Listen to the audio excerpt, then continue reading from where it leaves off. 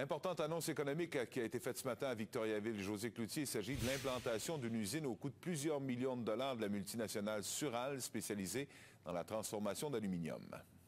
On parle ici d'un très gros projet, Stéphane, un investissement majeur de l'ordre, imaginez, de 45 millions de dollars, appuyé d'une aide financière de 16,5 millions de dollars d'Investissement Québec et d'une aide de 2 millions de Développement économique Canada. Alors, vous voyez donc ce midi le site de cette usine en construction du groupe Sural, dont l'ouverture de l'usine de transformation d'aluminium est prévue pour septembre 2015. Déjà, on amorce le chantier et lors de sa mise en opération, on dit que cette usine procurera finalement de l'emploi à 50 personnes de la grande région de Victoriaville. Alors, que fera Sural? On se spécialisera dans ce qu'on appelle la deuxième transformation d'aluminium. Plus précisément, on va fabriquer des tiges d'alliage d'aluminium qui entrent dans la fabrication, exemple, de nombreux produits industriels. Et on a parlé ce matin, c'est le ministre des Finances qui l'a dit, appuyé évidemment des décideurs économiques de la région de Victoriaville, d'une annonce historique pour la région, mais aussi pour le Québec. C'est que vous savez qu'il y a encore peu d'industries spécialisées au Québec dans la transformation de l'aluminium. Un créneau d'ailleurs que le gouvernement du Québec entend bien exploiter. Là-dessus, les commentaires du ministre des Finances.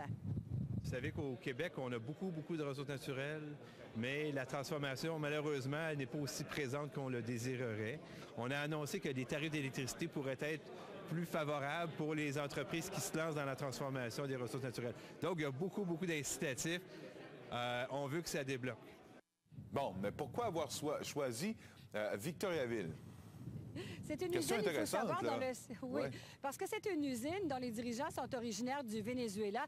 Plusieurs décisions, finalement, plusieurs critères qui ont guidé cette décision. D'abord, on a une usine du même groupe ici, pas très loin, à Princeville. Mais on a parlé également de la qualité de la main-d'œuvre ici, de l'implication des décideurs économiques de la région, également de la position stratégique de Victoriaville. Et vous savez, ici, c'est une excellente nouvelle car ça s'ajoute à des investissements industriels records de l'ordre de 113 millions de dollars au cours de la dernière année. Le haut dirigeant de l'entreprise, même s'il parle, vous savez, l'espagnol est sa langue première, malgré tout, il a tenu à nous adresser quelques mots en français. L'expérience que nous avons ici avec l'Intral, nous pensons que c'est une bonne ville pour notre projet. Cette nouvelle technologie, d'avoir une usine qui est la plus moderne au monde dans ce domaine-là et tout ce que ça va pouvoir apporter en termes de création d'emplois et de nouvelles industries qui vont pouvoir se greffer autour, c'est extraordinaire.